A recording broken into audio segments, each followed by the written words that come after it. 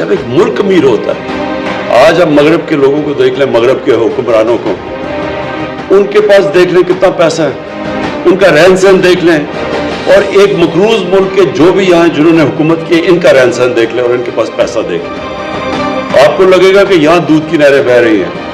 और लगेगा वो गरीब मुल्क है जब आप उनके प्राइम मिनिस्टर्स को, पुरानों को देखेंगे, उनका रहन सहन देखेंगे। उनके जब यूनाइटेड नेशंस में जब उनके जाते हैं प्राइम मिनिस्टर्स या हेड ऑफ स्टेट्स यूएन के अंदर,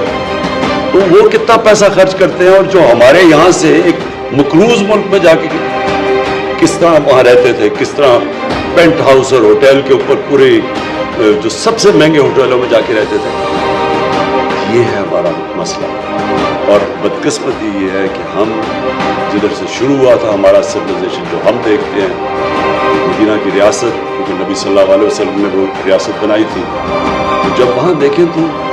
क्या चीज़ सबसे चीज़ सामने आई थी कि जो रियासत के सरबराह थे सादगी में रहते थे, किसी ने महलात नहीं बनाए, अपने ऊपर पैसा नहीं खर्च करते थे, जो पैसा रियासत में ज़्यादा आता था अपने गरीबों पे खर्च करते थे, कौम को नीचे से ऊपर उठाते थे। फलाई रियासत बनाई उन्होंने, और उसके उल्टा ये देखें कि हमने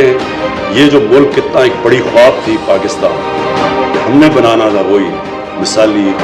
इस्लामी फलाई रियासत, और हमारे पास हम किस तरफ निकल गए। और उसका नतीजा सामने है कि जब तक एक कौम वापस